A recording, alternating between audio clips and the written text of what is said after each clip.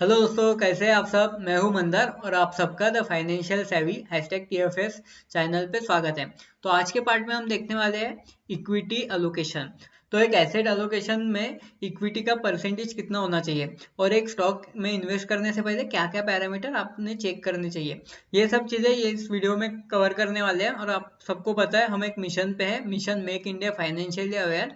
तो आप सब भी ये मिशन में आ जाइए और ये वीडियो को ज़्यादा से ज़्यादा शेयर कर दीजिए और अपने चैनल को सब्सक्राइब कर दीजिए। तो शुरू करते हैं आज का वीडियो। तो इसके पहले हम स्टार्ट करें, हमने देखा था फर्स्ट पार्ट में इक्विटी का परसेंटेज वॉरेन बफेट सर का 100% था। मतलब वो अपना पूरा का पूरा इन्वेस्टमेंट इक्विटी में ही करते हैं, ठीक है। और हमने फिर देखा था एक और एग्जांपल, मिस्टर निखिल कामत जो कि को फाउंडर है जीरोदा के, उनका 40% इक्विटी में था। तो ये एसेट एलोकेशन इक्विटी का कैसे डिसाइड हुआ, ये कौन डिसाइड करता है? तो ये अपने खुद के रिस्क पैरामीटर के ऊपर रहता है कि आप कितना रिस्क कभी ले सकते हो, कितना रिस्क कभी आपने लेना चाहिए। तो आपके गोल्स क्या होने चाहिए इक्विटी इन्वेस्टमेंट के लिए?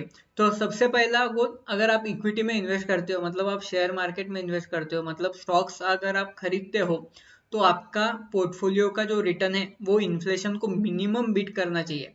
मतलब एक साल में कम से कम आपने इन्फ्लेशन को तो बीट करना ही चाहिए। अगर ये आपका पोर्टफोलियो नहीं कर रहा, तो आपने पूरा का पूरा मनी विड्रॉ कर दो और डेप फंड में डाल दो, क्योंकि डेप फंड इन्फ्लेशन से ज्यादा परसेंटेज देता है रिस्क कम होके भी। तो ये बहुत बेसिक है कि आपका पोर्टफोलियो ने इन्फ्लेशन को बीट करना ही चाहिए।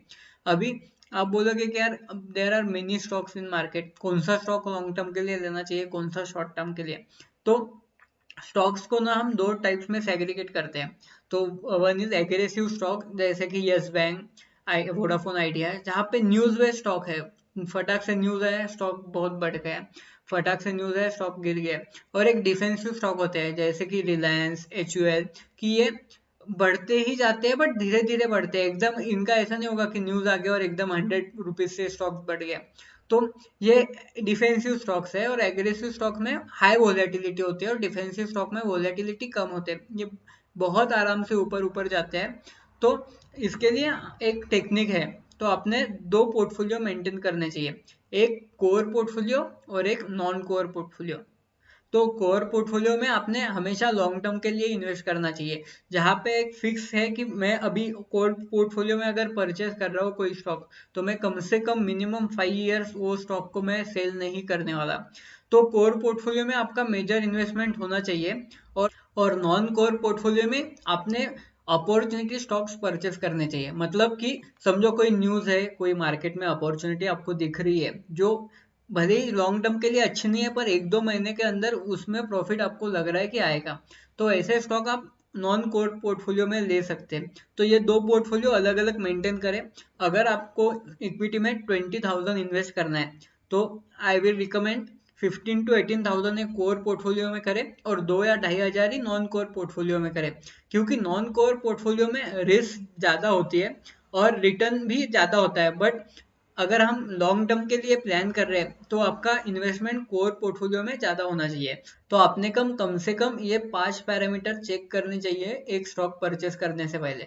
तो पैरामीटर नंबर 1, कंपनी का बैकग्राउंड, कंपनी कौन सी है, कंपनी कैसी है, कंपनी की हिस्ट्री क्या है, क्या कंपनी में कोई केस चल रहा है, कोई डिफॉल्ट है, कोई लोन का डिफॉल्ट हुआ है, फाउंडर पे कोई केस चल रहा है, या CEO CXO पे कुछ केस चल रहा है, या कुछ जो न्यूज़ में आए हैं, या ऐसे कुछ चीज़ें जिससे कंपनी के शेयर को अफेक्ट हो सकता है। तो ये सब चीज़ें ये न्यूज़ में आती है, तो ये आपने एक बार देखनी ही चाहिए। दूसरी इंपॉर्टेंट चीज़, प्रोडक्ट्स और सर्विसेज। तो आप जो कंपनी को पैसा दे रहे हो, मतलब जो कंपनी का आप स्टॉक परचेस कर रहे हो, वो पैसा कंपनी लेके कहाँ इन्वेस्ट करने वाली है, क्या करने वाली है कंपनी, कौन सा प्रोडक्ट बनाने वाली है, कौन से सर्विसेज प्रोवाइड करने वाली है।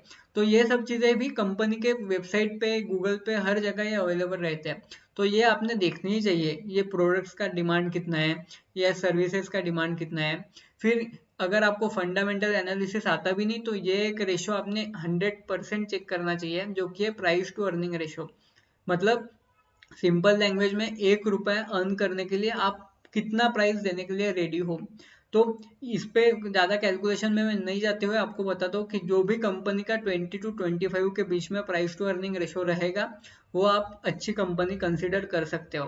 थोड़ा ऊपर रहा तो भी मतलब वो थोड़ा एक्सपेंसिव बाइंग हो जाएगा कि 1 रुपए पाने के लिए आप 35 रुपीज दे रहे हो, तो ये थोड़ा रिस्की ट्रेड हो जाता है। तो ऐसे ही कंपनी देखो जिसका price to earning ratio 20 to 25 के बीच में है। फिर हम जो कंपनी में इन्वेस्ट कर रहे हैं वो कंपनी और इंडस्ट्री का रिटर्न क्या मैच हो रहा है, क्या कंपनी ने अंडर परफॉर्म किया है या ओवर परफॉर्म किया है। फॉर एग्जांपल सपोज हम इन्फोसिस में इन्वेस्ट करने वाले हैं तो इन्फोसिस का 1 साल का रिटर्न और निफ्टी आईटी जो इंडस्ट्री का रिटर्न बताती है उसका 1 साल का रिटर्न, क्या ये साथ में जा रहे हैं या क्या हमारी कंपनी ने अंडर परफॉर्म किया है। तो ये सब चीज़ें हमें देखनी चाहिए।